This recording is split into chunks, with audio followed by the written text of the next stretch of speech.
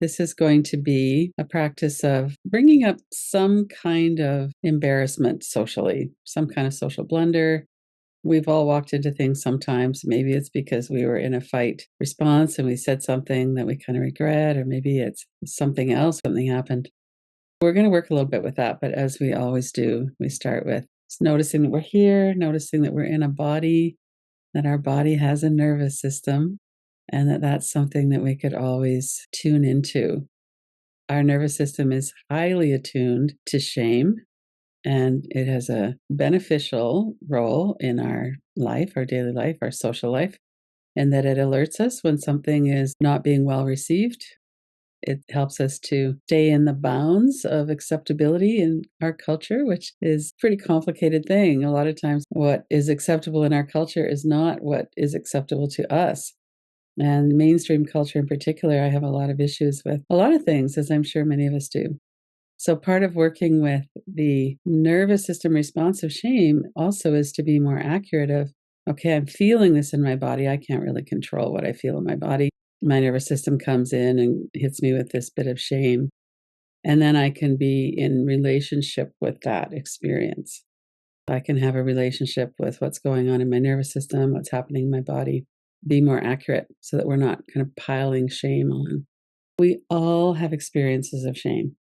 It's an autonomic process. Our nervous system is on the alert for any times we might be feeling like this isn't going well. I'm going to be isolated. I'm going to be shamed. Maybe it's a look on someone's face. We have a lot of history with feeling not accepted, not included. So, this is something that's quite powerful. And it's a survival response. It's not always helpful because it's not always accurate. Most of us have also experienced that toxic shame of being rejected. What they've studied, and I think is also true to our own experience, is that when we're met with connection after we've been shamed, we recover. So to have someone put their arms around us and just let us know that we're still a wonderful human being, even if we've made a misstep, that's a very, very different experience in our nervous system and as a child in our neural networks, our development, than it is if we're just on our own, or if we say, I did this thing and we're upset about it, and then somebody adds more shame onto it. Or maybe we're doing that ourselves as well with an inner critic. There's a lot of feelings in our body when we are in shame, and it's very uncomfortable. So we have that slump, the shame posture, kind of a collapsed feeling. We might be holding our breath or have a shallow breath. It's often hot in our body.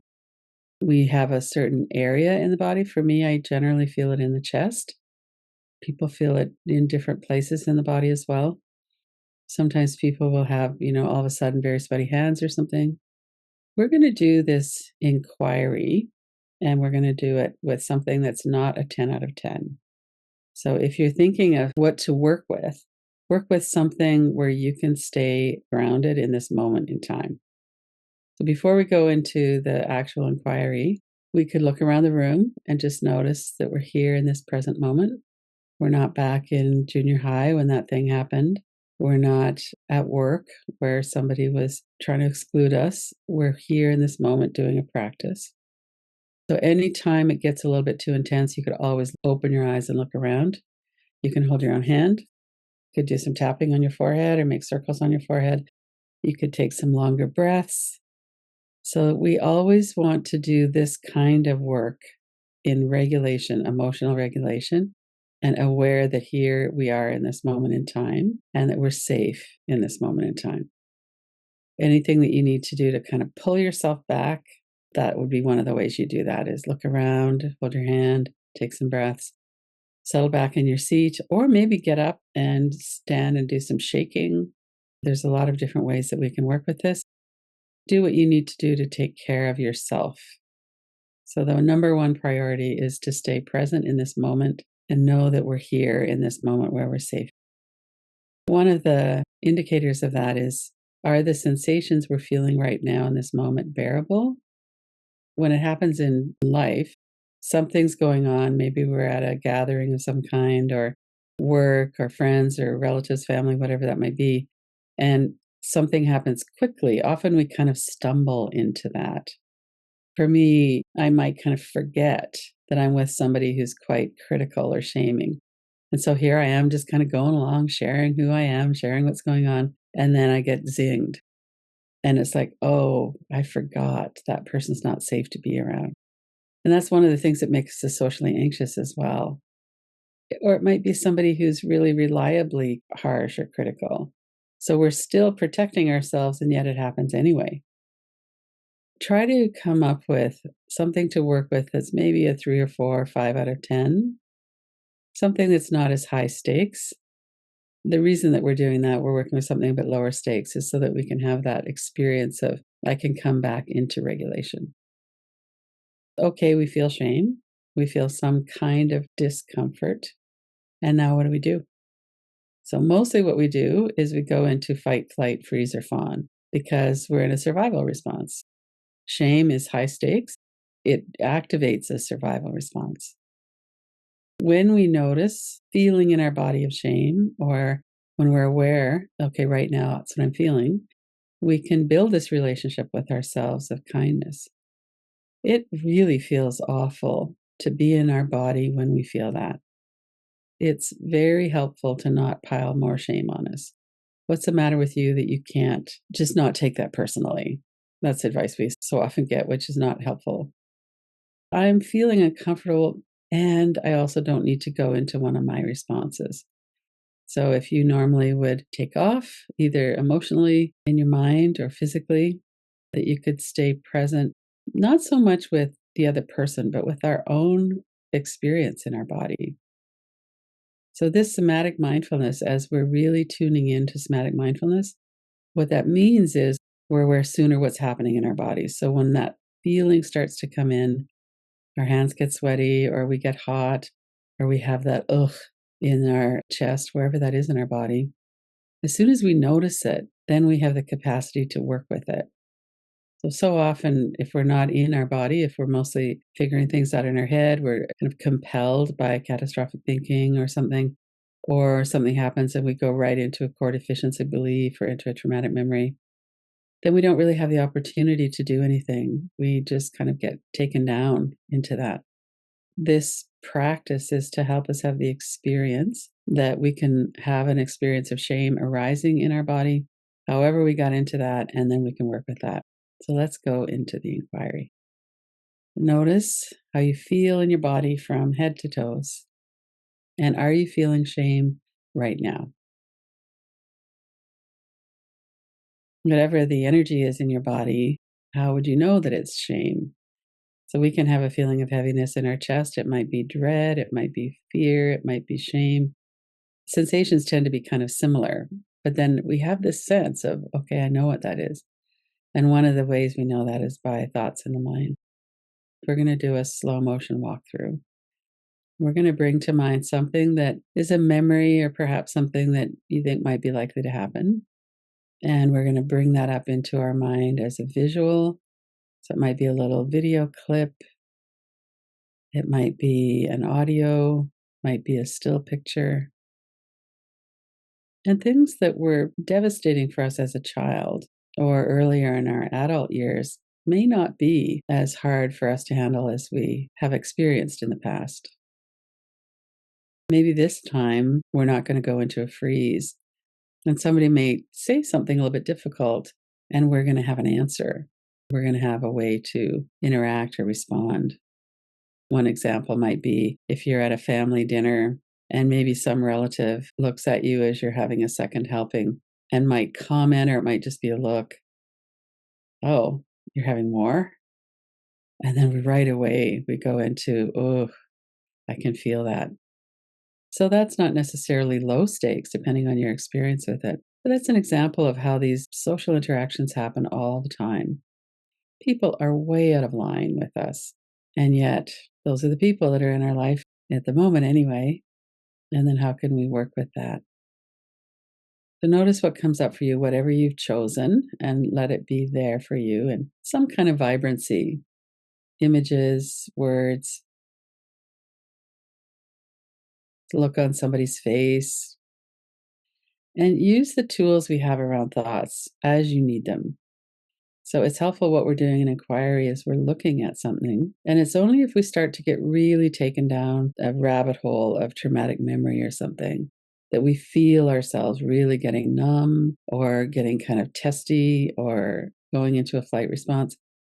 If we feel that, then we might want to take a step back for a moment, come back into regulation. Otherwise, we're looking for that spot where it's a little bit intense, but it's not overwhelming so that we can work with it. So take some deeper breaths if that feels okay. You might notice you're clenching your teeth or your shoulders are up around your ears a little bit. And notice the energy as well. So, energy has a size and a shape. No energy goes on to fill the whole world. It's usually somewhere in our body, but it might be a little bit on the outside boundaries of our body. So notice the shape. If you feel it in your chest, do you feel it in your jaw, in the top of your head? Do you feel it maybe in your throat, but not up into your mouth? Do you feel it down in your stomach? Do you feel it in your little fingers? Where does that energy taper off? And notice that there's space on the outside of the energy. Put your attention there for a moment. Part of what we're doing here is taking a step back, almost like a scientist. We're describing what's happening in our own system. Is it moving or is it still? This energy that's in your body right now?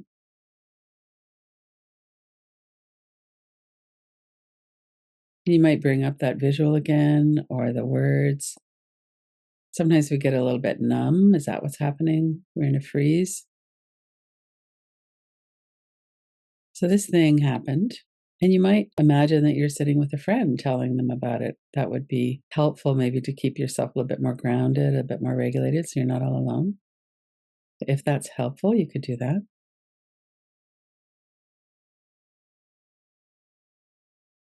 What we're noticing is, can I stay with this feeling right now? We're not going to stay with it for 20 minutes. It'll just be another minute or so. Can I stay with it? And what's happening in my system to try to protect me? Am I noticing a bit of a fight response? A flight, fawn, freeze? There's no right or wrong answers to that.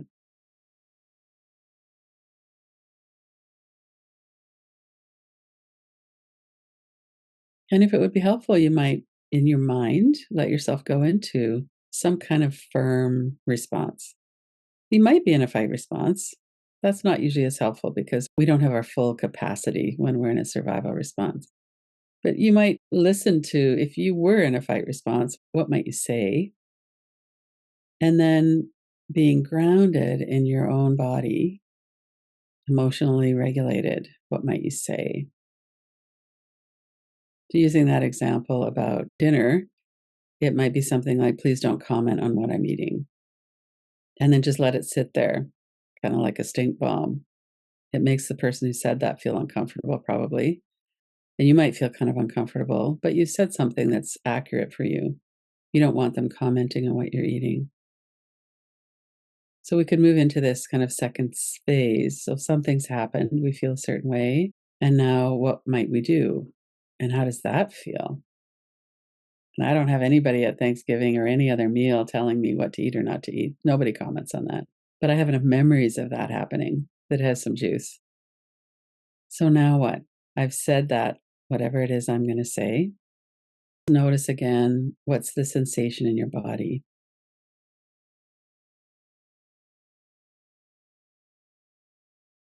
Notice the energy itself. What are the qualities? Is it moving or still? Is there heat in your body? Can you feel I'm going into a fight, flight, freeze, or fawn response? And then see if it's okay to stay with this energy just for a moment again.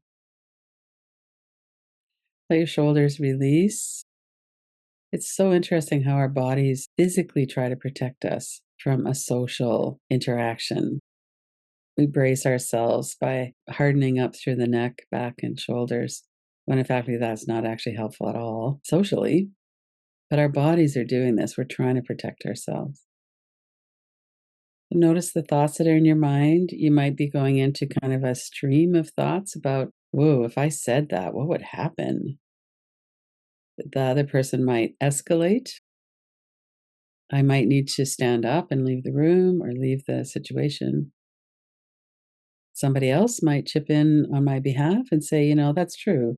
You shouldn't be commenting on her food. So there's all kinds of things that might happen, and our brain does tend to want to go into that. So you could let it for a moment. Just notice, what is it that your mind is trying to help you with here? Let yourself be aware of your body and of your breath as you're watching those thoughts.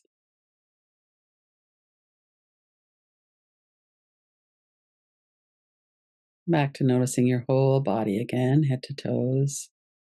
And maybe you want to stand up and do a bit of shaking or move your shoulders around a bit. We don't have to stay stuck in our body in the sense of our body has to be still. That is one of the things that tends to happen when we're feeling a threat as we go into freeze. So it can be really helpful to just move around a little bit. Let our body know that it's okay to move. We're not in that extreme situation where we have to freeze.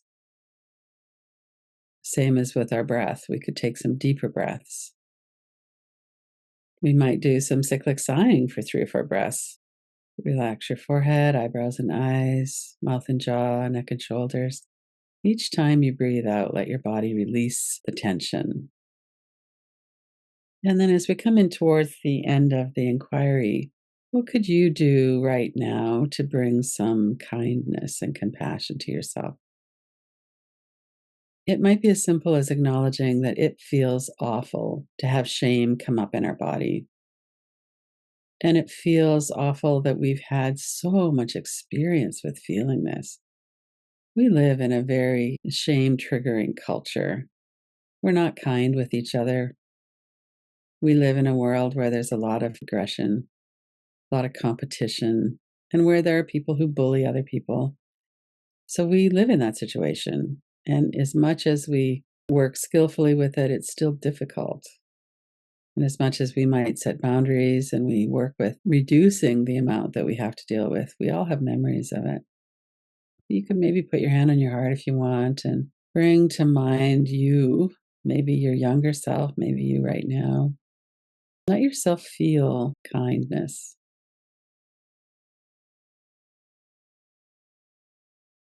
Notice if there's any resistance to that. There might be, well, if you hadn't said that, they wouldn't have done that, or you know better than to have a second helping, or whatever it is. So don't let yourself be talked into taking it on. We're really just looking at there was a situation, however it arose, where there's some shame that arose in the body, that you're feeling it in your body. And could you acknowledge that it's difficult and offer yourself some compassion? Compassion in the sense of connection. I can be here for myself. I can breathe. I can release the tension out of my body. From here, we might actually sit with, I know I'm going to be in that situation again. From this place of being aware of the impact that it has on us and also being kind of grounded and regulated. What are some options of how I could work with that in the future? When that coworker or my boss at work does that thing, or when I'm in that friend situation, that new person's come along and they're trying to make me feel uncomfortable, whatever it is, how could I work with that? So part of it is to get regulated. And then from that regulated place, we have more wisdom. We're not in a fight response. We're not running away from it. We're just like, okay, now, not like in the past I didn't, but now I have the capacity to stay with this. And what do I want to say? How might I approach this? How might I handle this in a way that's kind and respectful for me and for the other person? But how might I do that? So that's something that could be step 2 to this inquiry, and then take some time with that as well. Now, as we're coming to the end, let yourself review what was coming up for you during the inquiry. What was your experience? It's risky to connect with other people. That's where the social harm and trauma come, is when we actually take a risk and connect with people. And people are not always well regulated. Sometimes we're not either.